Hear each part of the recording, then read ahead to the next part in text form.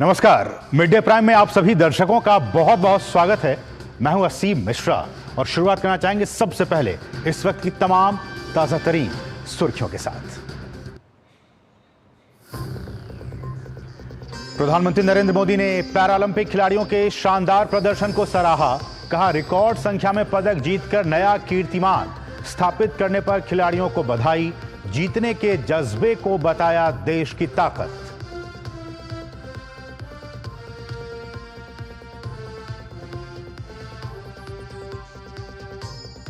दिल्ली के मुख्यमंत्री अरविंद केजरीवाल को सुप्रीम कोर्ट ने कड़ी शर्तों के साथ दी जमानत। मुख्यमंत्री कार्यालय और सचिवालय जाने पर लगी रोक।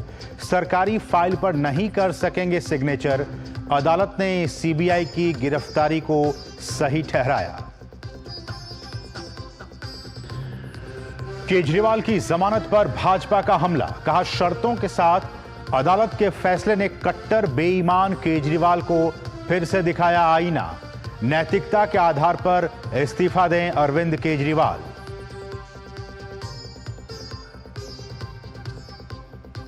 खालिस्तानी संगठन वारिस पंजाब दे के प्रमुख अमृतपाल सिंह के समर्थकों के खिलाफ एनआईए की कार्रवाई। पंजाब में एक साथ कई ठिकानों पर छापेमारी। विदेश से फंडिंग और कनाडा दूतावास के बाहर हमला मामले में एक्शन। कोलकाता में जूनियर डॉक्टरों का विरोध प्रदर्शन लगातार जारी। लगातार चौथे दिन स्वास्थ्य भवन के बाहर प्रदर्शन। कल शर्तों के कारण डॉक्टरों और मुख्यमंत्री की नहीं हो सकी थी बात।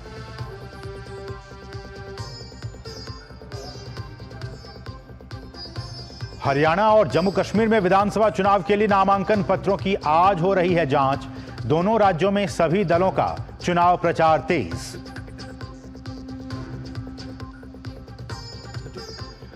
और उत्तराखंड में भारी बारिश का रेड अलर्ट। बारिश के अलर्ट के कारण सभी स्कूल बंद। पश्चिम उत्तर प्रदेश और दिल्ली के आसपास के इलाकों में भी बारिश जारी। राजस्थान में मॉनसून सीजन की बारिश ने तोड़ा 49 साल का रिकॉर्ड। और शुरुआत आज की सबसे अहम खबर के साथ। प्रधानमंत्री नरेंद्र मोदी ने पेरिस पैरालंपिक में शानदार प्रदर्शन करने वाले भारतीय खिलाड़ियों के साथ मुलाकात की। पीएम मोदी ने इस मौके पर खिलाड़ियों को उनकी सफलता के लिए बधाई दी। खिलाड़ियों ने पीएम मोदी को खास उपहार दिए, गिफ्ट दिए। पैरालंपिक खिलाड़ियों के साथ बातचीत में पीएम ने कहा कि वो चाहते हैं कि समाज में दिव्यांगों के प्रति देखने का जो नजरिया है वो बदले। पीएम ने कहा कि आज जरूरत है दिव्यांगों के प्रति सम्मान के भाव से देखने का, न कि दया भाव से देखने का। मैं चाहता हूं कि इस खेल में और लोग आए, अधिक मेडल आए, वो तो बात अच्छी है, होना भी चाहिए। लेकिन मैं आप लोगों के माध्यम से देश में एक कल्चर पैदा करना चाहता हूं। वो कल्चर ये है कि देश के हर नागरिक को समाज में जिनके जीवन में इस प्रकार की कठिनाई है, जो हमारे दिव्यांग जन है, उनकी तरफ देखने का दृष्टिकोण बदले।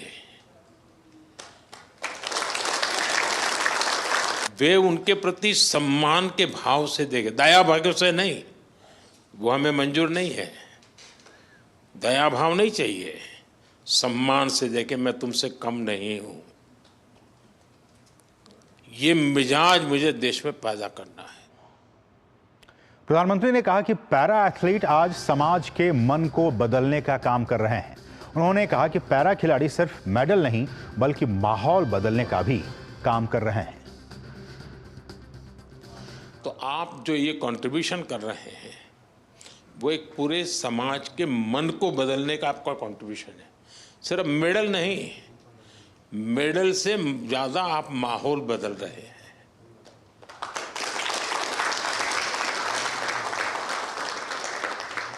हर दिव्यांग जन के मन में आप एक विश्वास पैदा कर रहे हैं कि हम भी कुछ कम नहीं है। और मैं मानता हूं कि हमने इस चीज को उसी रूप में करना है। आखिरकार मेडल की संख्या, आजकल तो युग ही ऐसा है कि इन चीज़ों को काउंट किया ही जाता है। लेकिन 140 करोड़ का देश आज जिस जज्बे के साथ खड़ा हुआ है, खेलने के लिए नहीं जीतने के लिए जा रहे हैं।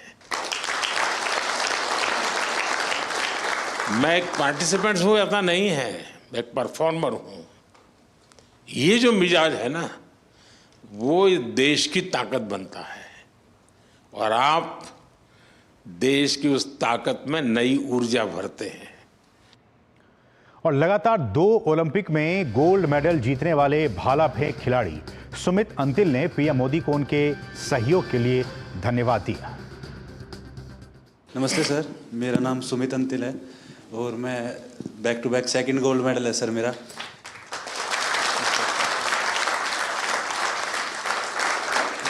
मेरे को अभी याद है सर, जब टोक्यो में गोल्ड लेके आए तो आपने प्रॉमिस लिया था कि ऐसे ऐसे 2 गोल्ड और चाहिए मेरे को। तो ये दूसरा सर आपके लिए है, क्योंकि उसके बाद में जैसे जब पैरालंपिक से पहले हम काफ़ी नर्वस थे, क्योंकि मैं आर्टिकल्स पढ़ रहा था कि हर तरफ मोस्ट फेवरेट एथलीट जो गोल्ड मेडल को डिफेंड करेगा, तो कुछ नाम आ रहे थे सर, उसमें मेरा भी नाम था। बट जब 20 अगस्त को आपसे बात हुई तो वही पल याद आ गए सर टोक्यो वाले, कि अब की बार फिर से अच्छा करना है। और वहीं पैरालंपियन शरद कुमार ने कहा कि आज दुनिया में भारत के पैरा एथलीटों का दबदबा है और ये आज पीएम के सपोर्ट, उनकी मदद की वजह से ही मुमकिन हो पाया है। जब से पैरा मूवमेंट स्टार्ट हुआ है, मैं तब से जुड़ा हुआ इससे, और आज जिस लेवल पे सारे एथलीट्स हैं, मुझे खुद प्राउड फीलिंग होता है इन सबको, जिस तरह सब जाते हैं, कोचेस, फिजियोथेरेपिस्ट, सब एक टीम। जब अब हम लोग बाहर जाते हैं तो इंडिया को अब ऐसे लोग देख रहे हैं कि ये, पहले सोचते थे ये आगे आ सकते हैं, लेकिन अब पैरा में इन्होंने कैटेगराइज कर दिया कि इंडिया एक स्पोर्टिंग नेशन ऑलरेडी है। और सर ये ऑफ कोर्स साई की सबसे पहले अहमियत से स्टार्ट हुआ, और फिर हम लोग का सपोर्ट स्टाफ आने लग गए, और एथलीट्स में भी जिस तरह पॉजिटिविटी आया। और सर मेन तो एक और है, आपसे मिलने और जाने से पहले आप जब सबसे बात करते हो और फिर आने के बाद सबसे मिलते हैं, आई थिंक सारे मेडलिस्ट, सारे एथलीट यही सोचते हैं कि हमें यही मौका मिल। सर लोग पैरा को अभी तक अपनाए नहीं जिस तरह आपने अपनाया है। बढ़ेंगे और बात करेंगे केजरीवाल की। जी हां, दिल्ली के मुख्यमंत्री अरविंद केजरीवाल को सुप्रीम कोर्ट से बड़ी राहत मिली है। शराब घोटाला मामले में केजरीवाल को सीबीआई केस में भी सुप्रीम कोर्ट ने जमानत दे दी है। उन्हें ईडी के मामले में पहले ही जमानत मिल गई थी, अब सुप्रीम कोर्ट से उन्हें सीबीआई के मामले में भी जमानत मिल गई है। इससे अब केजरीवाल के जेल से बाहर आने का रास्ता साफ हो गया है। हालांकि जमानत देते हुए सुप्रीम कोर्ट ने कुछ शर्तें भी लगाई हैं, कुछ राइडर्स लगाए हैं। जमानत के लिए उन पर वही शर्तें लागू होंगी जो ईडी के मामले में जमानत देते हुए लगाई गई थी। अरविंद केजरीवाल न तो मुख्यमंत्री कार्यालय और ना ही सेक्रेटेरिएट जा सकेंगे। किसी भी सरकारी फाइल पर तब तक वो दस्तखत नहीं करेंगे जब तक कि ऐसा करना बहुत जरूरी ना हो। अपने ट्रायल को लेकर कोई सार्वजनिक बयान या टिप्पणी नहीं कर पाएंगे। किसी भी गवाह से किसी तरह की बातचीत वो नहीं कर पाएंगे। इस केस से जुड़ी किसी भी आधिकारिक फाइल तक वो अपनी पहुंच नहीं रखेंगे। जरूरत पड़ने पर ट्रायल कोर्ट में पेश होंगे और जांच में सहयोग करेंगे।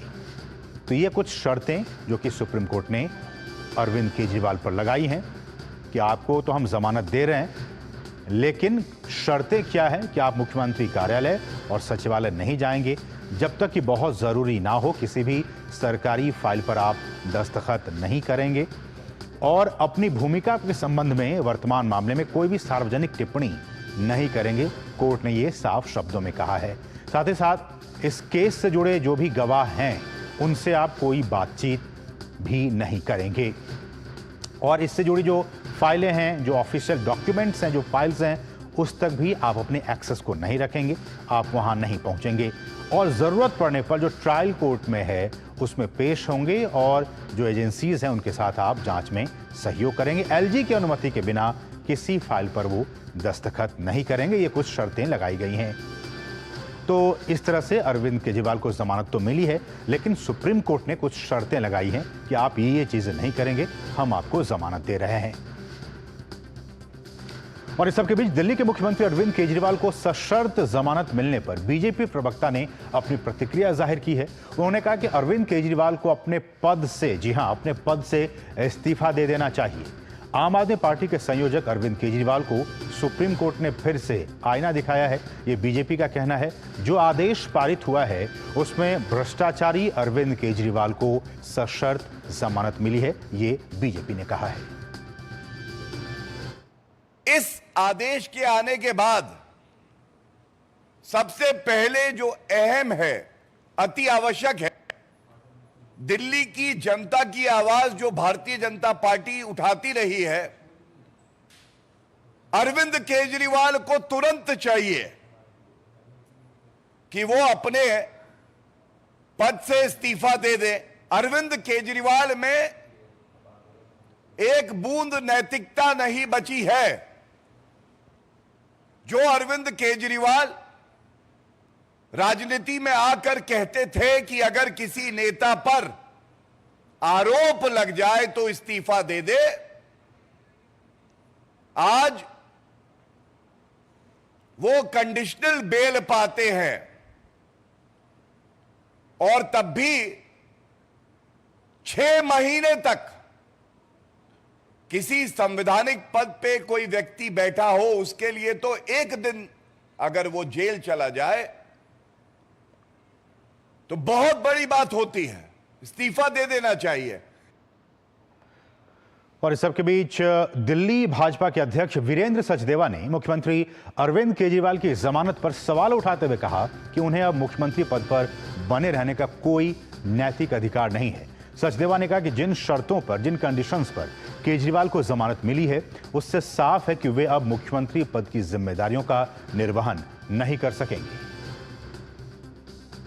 अरविंद केजरीवाल को जो जमानत मिली है, तो मैं ये कह रहा हूँ कि आम आदमी पार्टी जो एक जमानती क्लब बन चुका है, उसमें अरविंद केजरीवाल का भी स्वागत है। माननीय सुप्रीम कोर्ट ने आज बहुत गंभीर टिप्पणी की है। उन्होंने कहा है कि अरविंद केजरीवाल की गिरफ्तारी लीगल थी, और अगर गिरफ्तारी लीगल थी तो इसका मतलब जांच एजेंसी ने जो तथ्य और जो सबूत शराब घोटाले में माननीय कोर्ट के सामने रखे, कोर्ट उससे संतुष्ट है। अरविंद केजरीवाल को सोचना चाहिए कि इतनी गंभीर टिप्पणियों के बाद माननीय सुप्रीम कोर्ट की, उन्हें मुख्यमंत्री बने रहने का अधिकार है। इसलिए हम तो ये गुजारिश करते हैं कि अगर आप में थोड़ी सी भी नैतिकता है तो आपको तुरंत इस्तीफा देना चाहिए। और हमारे साथ इस वक्त हमारे सहयोगी दिल्ली से विकास सारथी मौजूद हैं और साथ ही साथ सुप्रीम कोर्ट के वरिष्ठ अधिवक्ता संजय चड्ढा भी इस वक्त हमारे साथ मौजूद हैं। लेकिन सबसे पहले हम रुख करेंगे विकास का। विकास, सुप्रीम कोर्ट ने अरविंद केजरीवाल को सीबीआई के मामले में जमानत दी है। वो कौन कौन सी बातें रहीं जो कि इस बेल को निर्धारित करने में उनके पक्ष में, अरविंद केजरीवाल के पक्ष में बातें गई?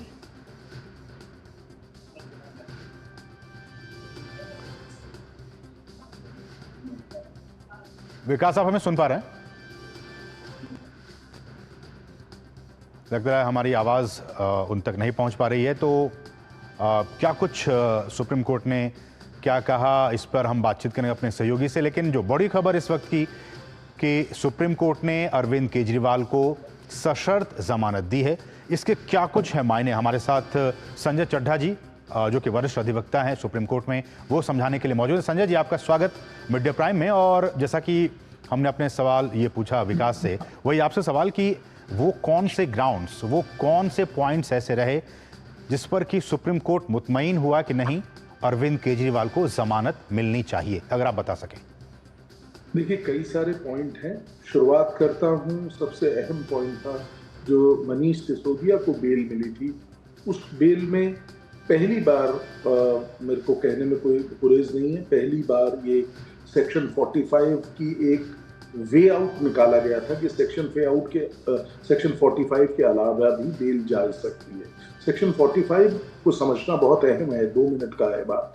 वो ये है कि उसमें लिखा गया है बेल तभी होगी जब प्राइमा फेसी केस ये एस्टेब्लिश है कि एक्यूज के खिलाफ केस नहीं। तो इसका लाभ लेते हुए प्रोसिक्यूशन एजेंसीज उनको बेल डिनायल हो रहा था। अब हुआ क्या कि सुप्रीम कोर्ट ने कहा कि आप इस पर्टिकुलर प्रोविजन के अंतर्गत कितने समय तक एक व्यक्ति को जेल में रख सकते हैं। इस बिना पे प्राइमरली उनको बेल दिया गया। जो बातें मनीष सिसोदिया के पक्ष में कही गई थी वही सारी बातें। जी, वही सारी बात। तो सबसे पहली बात वो, क्योंकि कौन कौन से पॉजिटिव पॉइंट्स थे as far as Arvind Kejriwal is concern, वो बताने का प्रयास कर रहा हूं। ठीक। दूसरा जो महत्वपूर्ण बिंदु था वो था कि इतना लंबा ये जो ट्रायल है, इसमें जो डॉक्यूमेंट्स हैं वो इतने ज्यादा हैं, इतने बल्कि हैं। अगर आप मुझे कहें 1 लाख से ज्यादा डिजिटल पेजेस हैं और तकरीबन 69,000 पेजेस की चार्जशीट है। 9 + 5 तो टोटल 14 चार्जशीटें हैं जो कि सप्लीमेंट्री ऐड हुई हैं। इन उसका सभी भी को उल्लेख सुप्रीम किया कोर्ट कि ने इसके पढ़ा होगा अध्ययन संजय के लिए जी, भी बहुत इन समय सभी को अध्ययन चाहिए। किया गया और होगा। माफ कीजिएगा, मैंने कहा कि आप इतने हजारों की तादाद में डॉक्यूमेंट्स हैं, पन्नों को सुप्रीम कोर्ट ने जरूर पढ़ा होगा, उनकी बातों को समझा होगा, उसके बाद ही जमानत देने का फैसला किया गया। बिल्कुल बिल्कुल। उन पे खैर इतनी तफ्तीश नहीं करी होगी सुप्रीम कोर्ट के समक्ष, चार्जशीट्स वगैरह नहीं है, वो तो लोअर कोर्ट के समक्ष होती हैं। सुप्रीम कोर्ट ने लॉ पॉइंट पे कि एक तो jail is a rule, jail is an exception, जी। बेल इज ए रूल, इस बात को पिछले भी एक जजमेंट में और अभी कई जजमेंट रिसेंट पास्ट में आए हैं उनमें ये कहा है। तो उसी को नियत बनाते हुए, उसी को एक जैसे कहते हैं ना नजीर बनाते हुए सुप्रीम कोर्ट ने ये इनको बेल दी है। और एक और बड़ा पॉइंट जिस पर सुप्रीम कोर्ट ने बहुत बल दिया वो ये था कि केस दायर होने के बाद एक लंबे समय तक आपने अरविंद केजरीवाल को अरेस्ट नहीं किया, अब आप अरेस्ट कर रहे हैं, तो this where is the eminent need to keep him. तो इस तरह से कई चीजें थी, लेकिन सबसे बड़ी जो बात है इस बिल की वो देखने योग्य ये है कि मुख्यमंत्री के रूप में वो अपने ऑफिस में नहीं जा सकते, सचिवालय में नहीं जा सकते, एक्सेप्ट जबकि कोई बहुत ही अहम पहलू है, अहम चीज है और इसके जिसपे उनका नजरिया जानना बहुत जरूरी है। तो एक तो सबसे बड़ी बात, और दूसरी जो एक अहम बात है वो ये है कि उनको सुप्रीम कोर्ट ने बहुत सख्ती से ये कहा है कि आप अब पब्लिकली अपने इस पर्टिकुलर केस के विषय में, इसके विषय में कोई भी बात किसी भी व्यक्ति से, किसी जनसमूह से नहीं करेंगे। बाकी जो शर्तें हैं वो साधारणतः अन्य बेलों में भी होती हैं, जैसे कि एविडेंस को इन्फ्लुएंस नहीं करेंगे, किसी व्यक्ति से ज्यादा बातचीत नहीं करेंगे और वो तमाम चीजें। और मुझे ऐसा लगता है कि ये एक लंबा, ये एक अपने आप में मनीष सिसोदिया की, और ये अपने आप में नजीर है पीएमएलए के केसेस में, इसका बेनिफिट बाकी लोगों को भी मिलेगा। ठीक है, एक और सवाल संजय जी कि इस फैसले से, चूंकि इस तरह के मामले और भी लोगों के खिलाफ होंगे, देश के अलग अलग राज्यों में अलग अलग लोगों के खिलाफ, इस फैसले से बॉटम लाइन क्या कुछ बातें निकल कर सामने आ रही हैं, चाहे वो सरकार की बातें हों या फिर जो जांच एजेंसियां जो मामले दर्ज करती हैं और बहुत लंबा ये चलता है, बहुत दिनों तक आप उसको अरेस्ट नहीं करते हैं, फिर चार्जशीट दाखिल नहीं करते हैं, तो इन तमाम चीज़ों से मैसेज क्या निकल रहा है?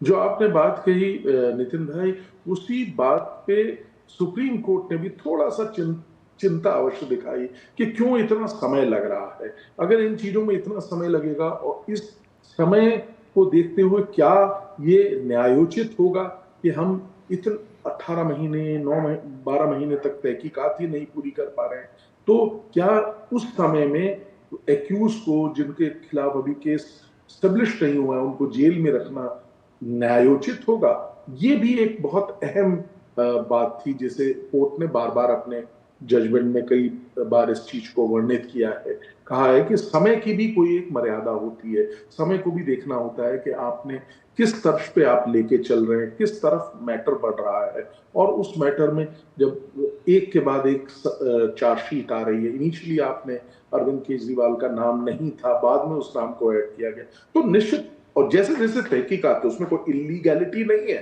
कि उनको बाद में उनके खिलाफ सबूत मिले होंगे तब उसके बाद किया जा सकता है, और ये बड़ी रेगुलर प्रक्रिया है। लेकिन समय को भी एक अपना इंपॉर्टेंस दिखानी होगी, ये सुप्रीम कोर्ट ने एक अहम पहलू कहा। विकास मैं आपके पास आऊं, लेकिन उससे पहले एक छोटा सा सवाल संजय जी आपसे कि सुप्रीम कोर्ट ने यह भी कहा कि जो गिरफ्तारी हुई अरविंद केजरीवाल की, उसको ये कहना कि वो इलीगल था वो सही नहीं है। अरविंद केजरीवाल की गिरफ्तारी लीगल थी और कानून सम्मत थी।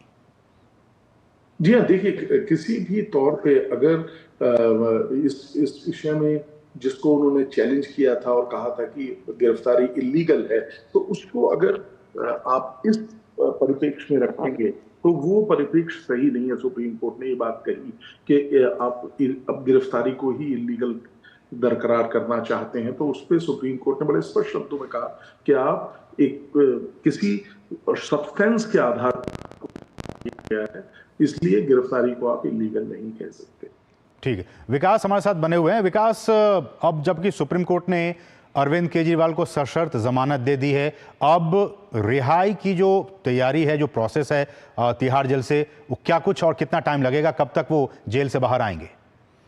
असीम, इसमें ज्यादा समय नहीं लगना चाहिए क्योंकि जो शर्तें हैं वो सुप्रीम कोर्ट ने ही बता दी। अक्सर ये होता है कि विकास, आप हमें सुन पा रहे हैं? असीम, आप मुझे सुन पा रहे हैं? हेलो विकास, तक हमारी आवाज एक बार फिर से नहीं पहुंच पा रहे, हम उनसे बातचीत करने की कोशिश करेंगे। विकास, आप हमें सुन पा रहे हैं? असीम, मैं आपको बता रहा था कि इसमें सुप्रीम कोर्ट ने खुद क्योंकि शर्तें तय कर दी हैं, इसीलिए ज्यादा वक्त नहीं लगना चाहिए और उम्मीद इस बात की है कि आज शाम को ही अरविंद केजरीवाल की रिहाई मुमकिन होगी। इसमें जो प्रक्रिया है वो जैसा कि सुप्रीम कोर्ट की सर्टिफाइड कॉपी जैसे ही उनके वकीलों को मिलेगी, वो इसको लेकर के जेल प्रशासन को उसको मुहैया कराएंगे और उसके बाद उनका रिलीज ऑर्डर जारी कर दिया जाएगा। असीम, आप मुझे सुन पा रहे हैं? जी जी विकास। तो जैसे ही सर्टिफाइड कॉपी उनके वकीलों को मिलती है, वो तुरंत जेल प्रशासन के पास पहुंचेंगे और श्योरिटी बॉन्ड उन्हें जो 10-10 लाख के भरने हैं, उसको भरने के बाद उनकी जमानत हो जाएगी। लेकिन असीम, इसमें एक बड़ा जो पहलू है आने वाले समय में, वो आप ये देखेंगे कि अरविंद केजरीवाल के वकील एक बार फिर सुप्रीम कोर्ट का रुख कर सकते हैं एक नई एप्लीकेशन के साथ कि जो उन पर पाबंदी लगाई गई है सेक्रेटरीट में प्रवेश न करने की और मुख्यमंत्री कार्यालय में न जाने की, उसको रिलैक्स करने के लिए भी आप देख सकते हैं कि मुमकिन है अगले हफ्ते में एक बार फिर सुप्रीम कोर्ट में वो उसका रुख करें, अब दरवाजा खटखटाएं। लेकिन फिलहाल लंबे वक्त के बाद उनको सीबीआई मामले में भी राहत मिल गई है और आज ही उनकी रिहाई मुमकिन है।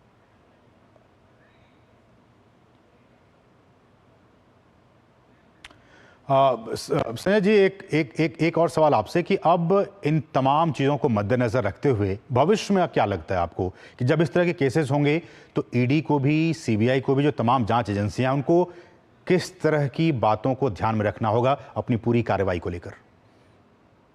सही कहा, भविष्य में भी, क्योंकि जो भी सुप्रीम कोर्ट कहती है या कोई भी कॉन्स्टिट्यूशनल कोर्ट कहती है, वो ही हमारे देश का कानून होता है। तो सुप्रीम कोर्ट ने बड़े स्पष्ट शब्दों में समय की जो इम्पोर्टेंस है उसको बताया और उसके आधार पे ये निर्णय लिया है। और मुझे ऐसा लगता है कि ये अपने आप में एक लंबी नज़ीर है, बड़ी नज़ीर है, जिसका कि बहुत प्रभाव पड़ेगा फ्यूचर में। चलिए, बहुत बहुत शुक्रिया संजय जी, इन तमाम बातों को और इन तमाम बारीकियों को हमारे दर्शकों को समझाने के लिए आपका बहुत बहुत शुक्रिया। बढ़ेंगे आगे, रुकेंगे एक बहुत ही छोटे से ब्रेक के लिए। आप देखते रहिए डीडी न्यूज़। बढ़िया है, क्यों है? प्राकृतिक हल्दी, मिर्ची, धनिया नहीं, मिर्ची, धनिया, हल्दी, MDH।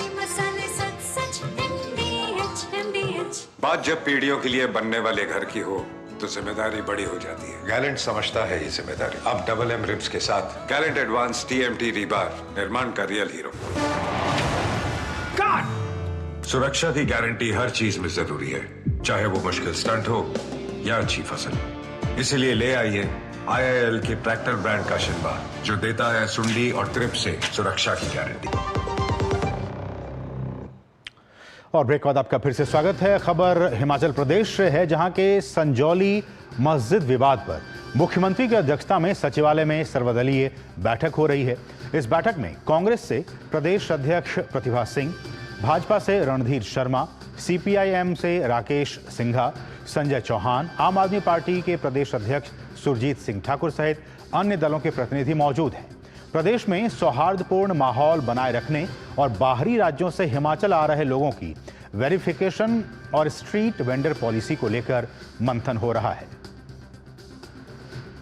हमारे साथ हमारी सहयोगी उर्मिला शर्मा इस वक्त ताज़ा अपडेट के साथ शिमला से जुड़ चुकी है। उर्मिला, जो बैठक हो रही है, जैसा कि हमने कहा, बहुत ही महत्वपूर्ण मुद्दों पर बातचीत हो रही है। एक बार फिर से अगर समझा सकें कि जिन मुद्दों पर बातचीत हो रही है उसके क्या कुछ मायने हैं, क्या कुछ उनसे निकलने की उम्मीद की जा सकती है? जी, जी असीम, अभी हम हिमाचल प्रदेश सचिवालय में मौजूद हैं और यहाँ पर मुख्यमंत्री सुखविंदर सिंह सुक्खू की अध्यक्षता में सर्वदलीय बैठक संचालित हो रही है। अवैध मस्जिद से पनपे विवाद के बाद अब प्रदेश सरकार जो है हरकत में आ गई है और अब उम्मीद की जा रही है कि सर्वदलीय बैठक में जहाँ भाजपा के नेता शामिल हैं, माकपा दल के नेता शामिल हैं, आम आदमी पार्टी दल के नेता भी शामिल हैं, तो इस बैठक में उम्मीद ये की जा रही है कि इसमें एक कमेटी गठित होगी, प्रदेश में सौहार्दपूर्ण माहौल बना रहे। इसके अंतर्गत कमेटी का गठन किया जाएगा जिसमें सभी दल के जो है वो नेता मौजूद रहेंगे और उसके बाद एसओपी तैयार की जाएगी। लगभग 11 बजे आज ये जो सर्वदलीय बैठक है वो संचालित हुई थी और इस बैठक में जहां स्ट्रीट वेंडर पॉलिसी पर जो है एक पॉलिसी बनाने पर सहमति बन सकती है, वहीं इस पे कमेटी का गठन होगा और प्रदेश में बाहरी राज्यों से जो लोग आ रहे हैं उनकी वेरिफिकेशन का मुद्दा भी मंथन के लिए रखा गया है। तो ये जो दो अहम मुद्दे हैं इस पर जो है सर्वदलीय बैठक हो रही है। आपको जैसे बताएं कि प्रदेश में अवैध मस्जिद का जो ये मामला था, अब चूंकि ये राजधानी शिमला तक ही सीमित नहीं रहा, इसकी चिंगारी जो है अन्य ज़िलों में भी हमें देखने को मिली। मंडी ज़िले की बात करें तो वहाँ पर भी जो लोग हैं, स्थानीय लोग हैं, सड़कों पर उतर आए हैं। तो कुल मिलाकर आपको बताएं तो प्रदेश सरकार हरकत पर आ गई है और देखा जाए तो अब ये बाहरी राज्यों से आ रहे जो लोग हैं उस पर अपनी रणनीति बनाने के लिए, वेरिफिकेशन बनाने के लिए जो है एक सर्वदलीय बैठक संचालित कर रही है। उर्मिला, जिन बाहरी लोगों की बात आप कर रही हैं या फिर जो मुद्दा इस पूरी मीटिंग में हो रहा है, उसके पीछे कारण क्या है? क्या सरकार को ऐसा लगता है कि कुछ असामाजिक तत्व ऐसे हैं जो बाहर से आते हैं और माहौल को बिगाड़ने की कोशिश करते हैं राजधानी शिमला में या फिर पूरे राज्य में? जी असीम, मुद्दा तो यही है और देखें तो जहां पर मॉनसून सत्र में ये मामला गूंजा था, अवैध मस्जिद से जुड़ा हुआ ही मामला उठा था और मुख्यमंत्री ने स्वयं कहा था कि वो सभी दल के जो नेता हैं उनके साथ बैठक करेंगे। तो विशेष समुदाय पर ये मुद्दा ज़रूर उठा है और यहाँ पर ये बात भी देखी जा रही है कि बाहरी राज्य से लोग आ रहे हैं, उनकी प्रॉपर एक वेरिफिकेशन नहीं हो रही है, जिसके कारण उनके विशेष समुदाय के लोगों में इजाफा हो रहा है। हालांकि यहाँ के जो लोग हैं उन्हें बाहरी विशेष समुदाय से लोगों से कोई दिक्कत नहीं है, उन्हें दिक्कत है कि प्रॉपर एक पंजीकरण हो जिसके तहत सरकार को ये सारी सरकार की निगरानी में ये हो और सौहार्दपूर्ण माहौल बना रहे। बिल्कुल उर्मिला, एक और सवाल कि चाहे वो अवैध मस्जिद की बात शिमला की बात हो, राजधानी में जिसको लेकर इतना बवाल मचा हुआ है, या फिर मंडी ज़िले की बात हो, इन दोनों ही जगहों पर क्या कुछ इस वक्त ताज़ा हालात हैं? जी असीम, आपको बता दें बीते रोज़ का जिक्र इसलिए करना चाहेंगे जहां पर शनिवार को जहां अवैध मस्जिद के विरोध में स्थानीय लोग और विशेष हिंदू संगठन के लोग मौजूद थे, वहां पर झड़प हमने देखी, पुलिस प्रशासन के बीच, स्थानीय लोगों के बीच झड़प हुई और इसके बाद बीते रोज जो है शिमला व्यापार मंडल ने बाजार बंद किए और इसके बाद एक प्रदेश व्यापी भी आह्वान किया गया है, हिमाचल बंद का आह्वान किया गया है। और अगर आपको मंडी ज़िले की बात की जाए तो मंडी ज़िले में अभी वर्तमान में और आज ही की बात करें तो स्थानीय लोग सड़कों पर उतरे हैं। हालांकि शिमला में हालात सामान्य हैं, लेकिन क्योंकि इसकी चिंगारी मंडी जिला में पहुंच गई है और मंडी में जो जेल रोड है वहां पर अवैध मस्जिद के रिगार्डिंग वहां के लोग जो हैं, स्थानीय लोग हैं, वो ये विरोध कर रहे हैं। धारा 163 वहां भी लागू हुई है, शांतिपूर्ण वहां पर जो है प्रदर्शन किया जा रहा है। तो अगर एक जिले पर माहौल थोड़ा शांत हुआ है तो दूसरे जिले पर वो पनप रहा है। तो ये ऐसा हम ये नहीं कह सकते कि ये विवाद शांत हो गया है। इस विवाद की जो गूंज है वो दूसरे जिले में दिखती हमें नजर आ रही है। लेकिन एक जगह हमने ये भी देखा और मिला कि जो अवैध निर्माण थे मस्जिद के, लोग खुद ही, जो समुदाय से जुड़े लोग हैं, वो खुद ही उसको तोड़ने का काम कर रहे थे और उन्होंने ये साफ तौर पर कहा कि हम किसी तरह का वैमनस्य नहीं चाहते हैं, किसी तरह कोई गड़बड़ी नहीं चाहते हैं। अगर ये अवैध निर्माण है तो हम इसे खुद ही तोड़ देंगे। जी बिल्कुल असीम, आप मंडी ज़िले की बात कर रहे हैं। मंडी ज़िले के जहां पर जेल रोड में अवैध मस्जिद हो रही है, मस्जिद का जो निर्माण है वहां पर PWD की वो ज़मीन मानी गई और वहां के जो मस्जिद कमेटी के लोग हैं वो खुद ही इसे तोड़ते नजर आए। उनका ये कहना था कि वो जो है सौहार्दपूर्ण माहौल चाहते हैं और क्योंकि इल्लीगल कंस्ट्रक्शन है तो वो अपने स्तर पर उसे तोड़ रहे हैं। तो कुल मिलाकर देखा जाए तो विशेष समुदाय के लोग भी सौहार्दपूर्ण माहौल चाहते हैं, पर मुद्दा वही है कि अवैध निर्माण हुआ है और जब ये अवैध निर्माण हो रहा था तो आपने NOC क्यों नहीं ली और प्रशासन की निगरानी में अगर ये सारी चीज़ें थी तो अब चूंकि मामला इतना पनप चुका है तो इसमें स्थानीय लोगों की भूमिका काफ़ी अहम हो गई है और विशेष समुदाय भी सौहार्दपूर्ण माहौल के लिए अपनी व्यवस्था देता नजर आ रहा है। चलिए, बहुत बहुत शुक्रिया उर्मिला, इन तमाम ताज़ा अपडेट्स को राजधानी शिमला से हम तक पहुंचाने के लिए आपका बहुत बहुत शुक्रिया। तो इस वक्त बहुत ही महत्वपूर्ण एक सर्वदलीय मीटिंग चल रही है जिसमें कि बहुत सारे अहम मुद्दों पर बातचीत इस वक्त हो रही है। बढ़ेंगे आगे और बात करेंगे पश्चिम बंगाल में हुई घटना की। कोलकाता के RG कर अस्पताल में हुई दरिंदगी के खिलाफ विभिन्न मेडिकल कॉलेजों के जूनियर डॉक्टरों के नेतृत्व में विरोध प्रदर्शनों का सिलसिला लगातार जारी है। जूनियर डॉक्टरों का गुस्सा थमने का नाम नहीं ले रहा है। स्वास्थ्य भवन के सामने काम बंद कर डॉक्टरों का धरना अब भी जारी है। और कोलकाता में डॉक्टरों के आंदोलन को सुलझाने की कोशिश एक बार फिर विफल हो गई। डॉक्टरों ने कल ममता बनर्जी के साथ बैठक नहीं होने पर कहा कि उनकी मांगें जायज थी और वे बैठक की पारदर्शिता के लिए सीधा प्रसारण चाहते थे। कल डॉक्टरों की ममता बनर्जी की बैठक तय समय पर नहीं हुई। वहीं आंदोलनकारी चिकित्सकों ने कहा है कि उन्होंने ममता बनर्जी के इस्तीफे की कभी मांग नहीं की।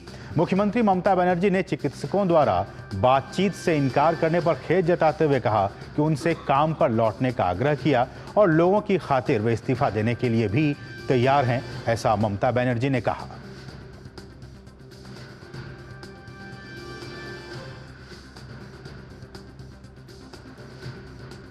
तो लगातार जो जूनियर डॉक्टर्स हैं उनका विरोध प्रदर्शन अब भी जारी है।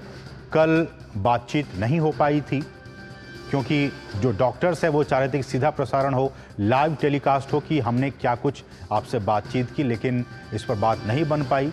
लेकिन इस सब के बीच ममता बनर्जी ने कहा कि आप अपने दायित्व का निर्वहन करें, आप अपने काम पर लौट आएं। तो ये कुछ हलचल इस वक्त कोलकाता से ही। बढ़ेंगे आगे। उपराष्ट्रपति जगदीप धनखड़ आज राजस्थान के दौरे पर हैं। उपराष्ट्रपति ने अजमेर स्थित राजस्थान केंद्रीय विश्वविद्यालय में आयोजित एक कार्यक्रम में बतौर मुख्य अतिथि उन्होंने शिरकत की। इस दौरान अपने संबोधन में उपराष्ट्रपति ने कहा कि आने वाले वर्षों में भारत विश्व की तीसरी सबसे बड़ी इकोनॉमी बनने की ओर लगातार आगे बढ़ रहा है। लंबी राजनीतिक पार्टी का शासन के बावजूद भारत की अर्थव्यवस्था लंदन शहर और पेरिस शहर से छोटी थी, अंदाजा लगा सकते हो। और हमारी छलांग गत दशक में कितनी लगी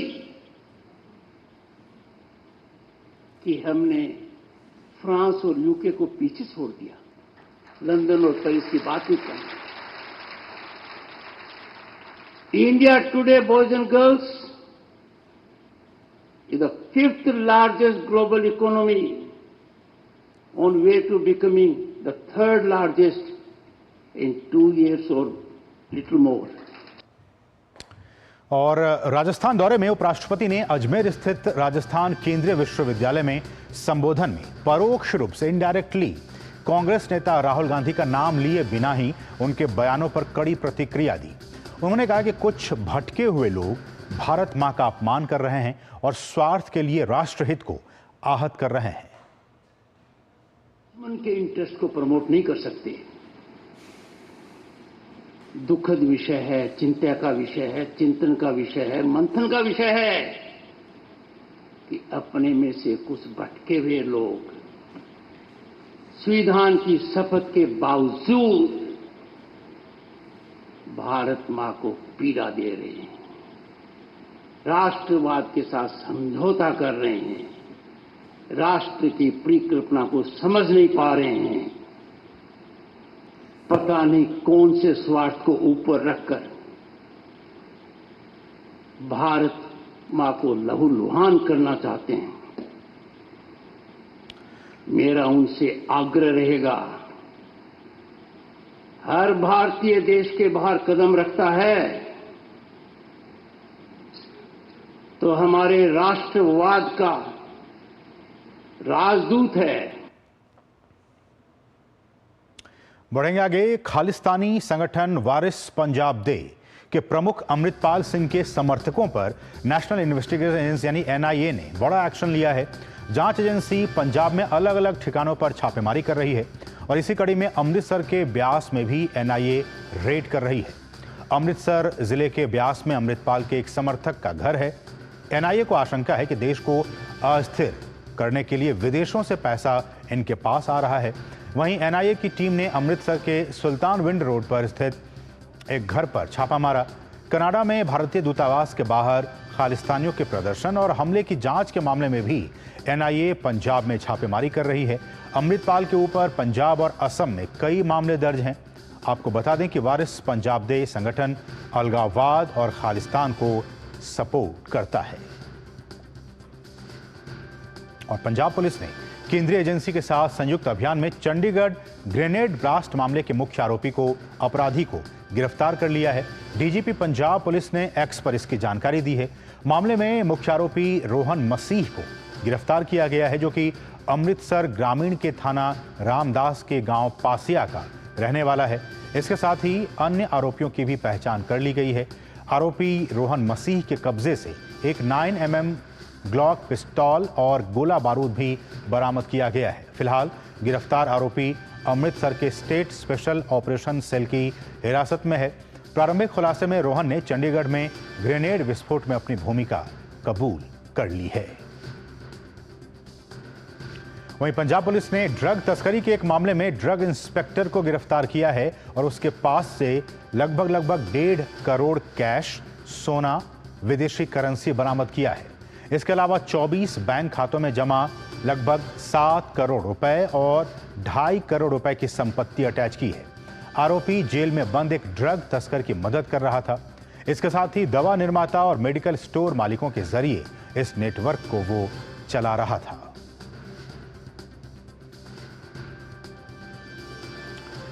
यूपी के बाराबंकी पुलिस ने अंतर्राष्ट्रीय स्तर पर मादक पदार्थों की तस्करी करने वाले गिरोह के सरगना गैंगस्टर मुनव्वर और गिरोह के सक्रिय सदस्य जासिम पर बड़ी कार्रवाई की है। आरोपी तस्कर की करीब 12 करोड़ रुपए की संपत्ति को गैंगस्टर एक्ट के तहत कुर्क कर दिया गया है। जैदपुर कोतवाली क्षेत्र के राजा कटरा निवासी मुनव्वर यूपी गैंगस्टर एक्ट का आरोपी है। थाना जैदपुर पुलिस के द्वारा आज मादक पदार्थों का अवैध कारोबार करने वाले मुनव्वर नामक अपराधी के द्वारा अवैध रूप से अर्जित की हुई लगभग 12 करोड़ से अधिक के संपत्ति की जब्तीकरण की कार्रवाई गैंगस्टर एक्ट की धारा 14(1) के तहत कराई गई है। इस अपराधी के द्वारा अवैध रूप से अर्जित की हुई संपत्तियों की जब्तीकरण की कड़ी में पूर्व में ही लगभग 16 करोड़ रुपए से अधिक की कीमत की संपत्ति की जब्तीकरण की कार्रवाई की जा चुकी है। इस तरह की कार्रवाई मादक पदार्थों के अवैध कारोबार में लिप्त आपराधिक तत्वों के विरुद्ध बाराबंकी पुलिस लगातार कर रही है और बाराबंकी पुलिस का यह अभियान लगातार जारी रहेगा। और अब बात मौसम की। पश्चिमी हिमालयी राज्यों से लेकर पूर्वोत्तर के लगभग सभी राज्यों में इन दिनों मूसलाधार बारिश हो रही है। पश्चिम में राजस्थान की बात कर लें या फिर मध्य भारत में मध्य प्रदेश और पूर्वी भारत में ओडिशा और झारखंड की हर जगह झमाझम मेघ बरस रहे हैं। उत्तराखंड में बारिश और भूस्खलन के चलते बुरा हाल है। केदारनाथ यात्रा रोक दी गई है और आज प्रदेश में सभी स्कूलों को बंद रखने का आदेश दिया गया है। मौसम विभाग ने अभी 3 दिन और हिमाचल और उत्तराखंड समेत 14 राज्यों में भारी बारिश की चेतावनी जारी की है। आईएमडी ने अगले 3 दिनों में उत्तर से लेकर पूर्वोत्तर के राज्यों में अलग अलग स्थानों पर भारी से बहुत भारी बारिश की चेतावनी दी है। दिल्ली एनसीआर की बात की जाए तो यहां सड़कों पर जलभराव से वाहनों की रफ्तार थम गई है। मौसम विभाग ने दिल्ली एनसीआर में आज के लिए बारिश का येलो अलर्ट जारी किया है। अगर राजस्थान की बात की जाए तो यहां मॉनसून सीजन की बारिश ने 49 साल का रिकॉर्ड तोड़ दिया है। और वहीं उत्तर प्रदेश के कई जिलों में पिछले 24 घंटों से मूसलाधार बारिश हो रही है। मौसम विभाग ने आज के लिए पूर्वी और पश्चिमी उत्तर प्रदेश में भारी से अति भारी बारिश का अलर्ट जारी किया है। उत्तर प्रदेश में आज गरज के साथ बिजली चमकने को लेकर संभावना जताई गई है। पश्चिमी उत्तर प्रदेश में भी गरज चमक के साथ आंधी और भारी बारिश का अलर्ट जारी किया गया है। मौसम विभाग ने लोगों से सतर्क रहने की अपील भी जारी की है। वहीं उत्तराखंड में लगातार बारिश ने लोगों की परेशानियां बढ़ा दी हैं। मौसम विज्ञान केंद्र ने देहरादून स्थित 7 जिलों में भारी बारिश का रेड अलर्ट जारी किया है। 5 जिलों में बारिश का ऑरेंज अलर्ट है। मौसम विभाग ने आज देहरादून, हरिद्वार, पौड़ी, बागेश्वर, नैनीताल, चंपावत, उधम सिंह नगर और उत्तरकाशी जिले में बिजली चमकने के साथ ही भारी से भारी बारिश का रेड अलर्ट जारी किया है।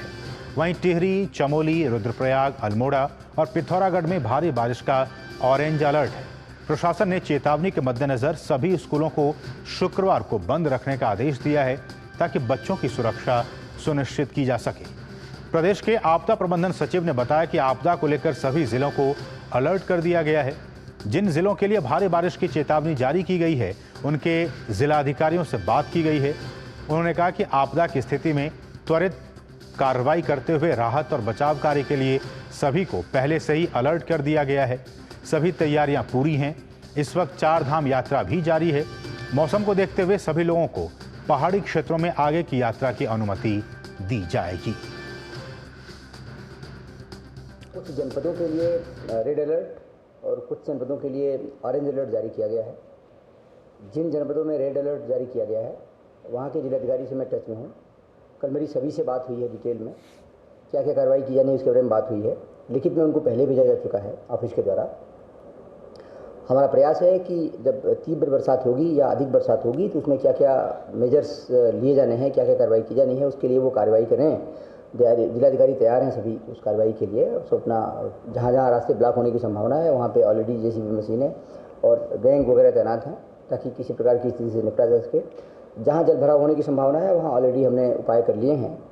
एनडीआरएफ एसडीआरएफ की तैनाती हो, चाहे पुलिस बल की तैनाती हो या राफ्ट, नाव, जो भी आवश्यकता हो उसकी व्यवस्था कर ली गई है। हमारा प्रयास होगा कि जब तीव्र बरसात होती है या कोई ऐसी स्थिति उत्पन्न होती है तो हम त्वरित गति से राहत बचाव के कार्य कर पाएंगे। और इस सबके बीच केदारनाथ धाम यात्रा मार्ग पर पैदल यात्रा करने वाले श्रद्धालुओं के लिए सुरक्षा के इंतजाम और भी पुख्ता होंगे।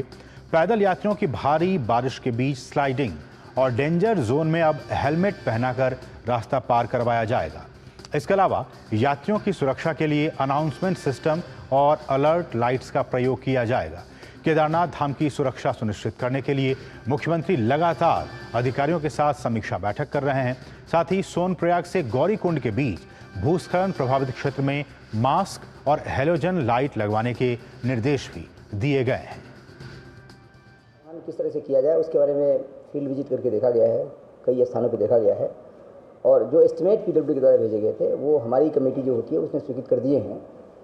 लगभग 20 करोड़ के आसपास के प्रस्ताव हैं।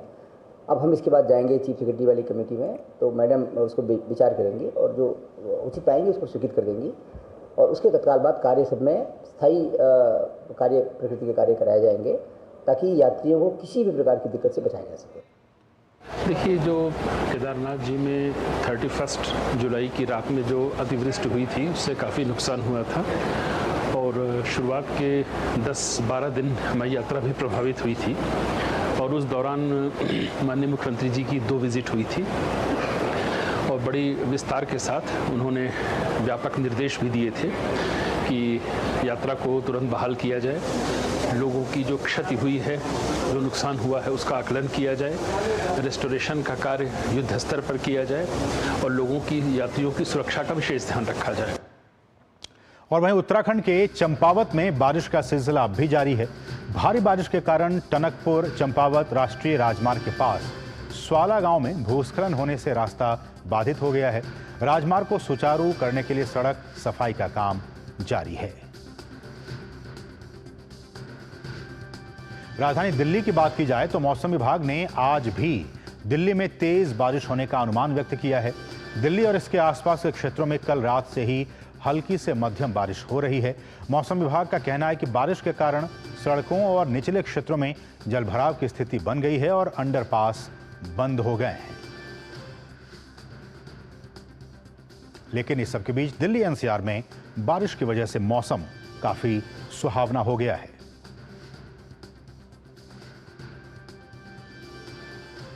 तो लगातार कल रात से ही हल्की से मध्यम बारिश हो रही है और कई जगहों पर, दिल्ली की कई जगहों पर सड़कें इसकी वजह से जाम हुई। जलभराव की वजह से लोगों को ऑफिस आने में दिक्कत हुई, लेकिन जो गर्मी थी उससे ज़रूर लोगों को राहत मिली है। मौसम काफ़ी सुहावना हो गया है। बढ़ेंगे आगे और बात करेंगे खबरें हरियाणा और जम्मू कश्मीर चुनाव से जुड़ी हुई।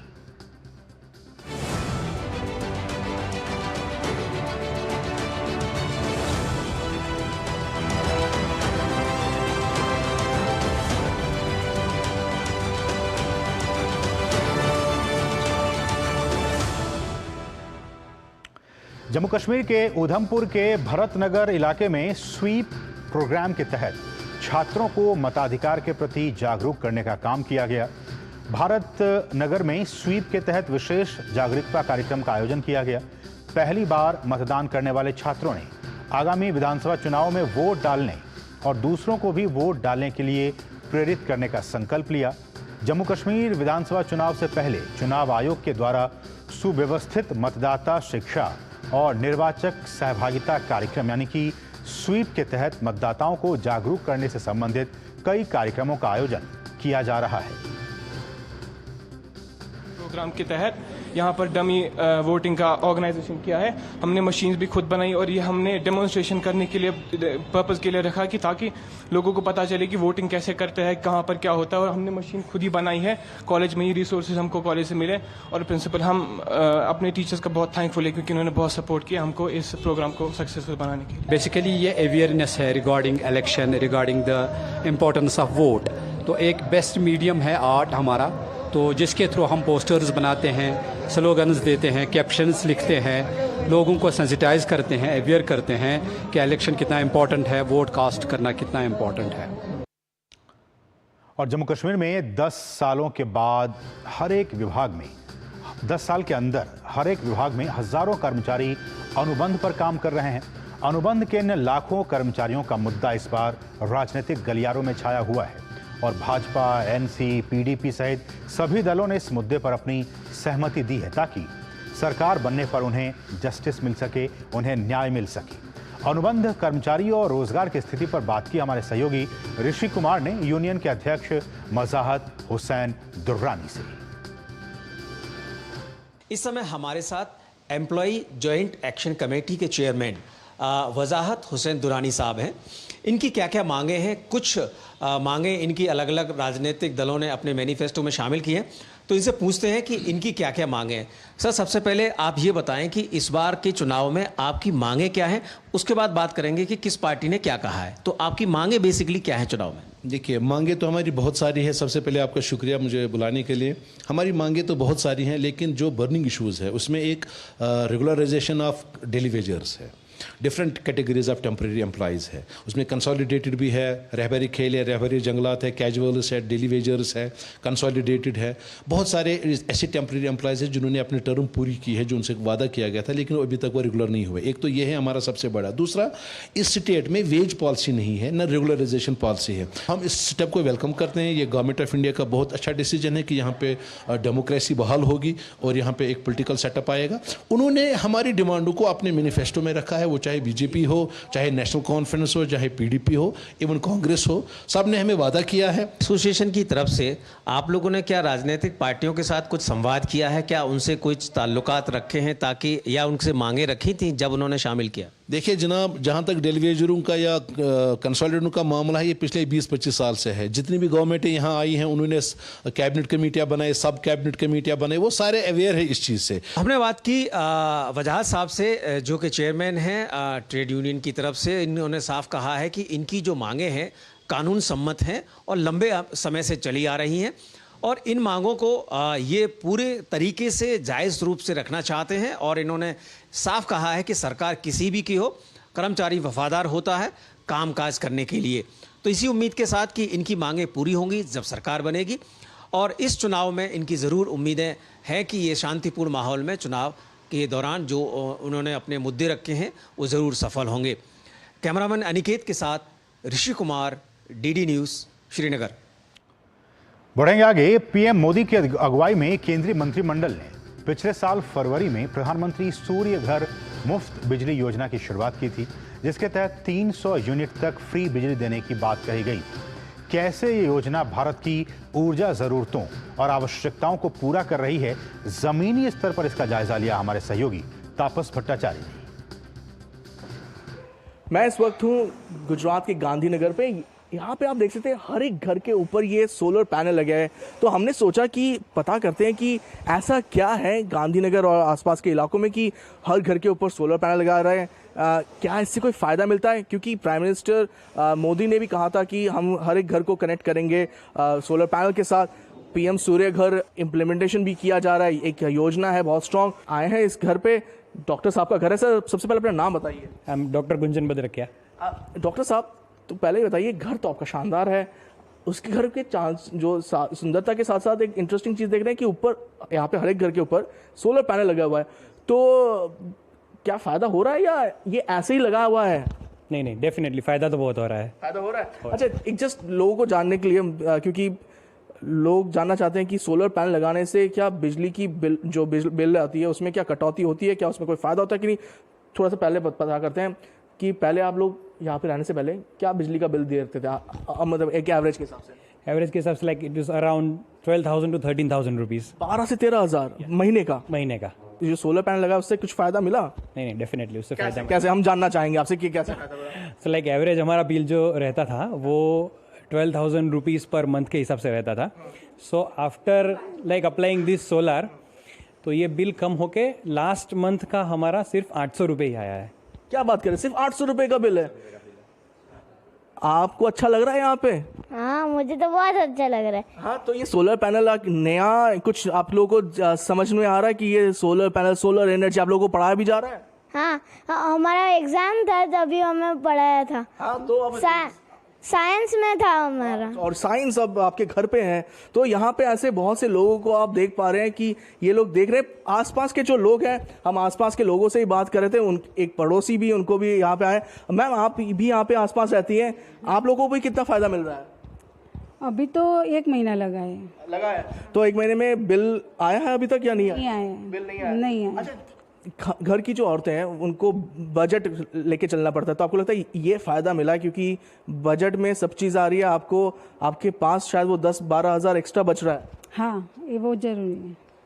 बजट फ्रेंडली है, महिलाओं के लिए फ़ायदा है, जो पुरुष हैं उनके लिए फ़ायदा है, क्योंकि कम से कम 10 से 12 हज़ार का फ़ायदा अगर कहीं पे हो रहा है तो वो यहाँ पे है।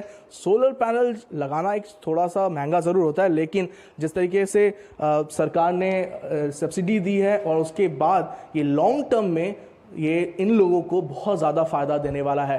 क्या पर्सन सौरभ बख्शी के साथ मैं तापस भट्टाचार्य, दूरदर्शन समाचार, गांधीनगर, गुजरात।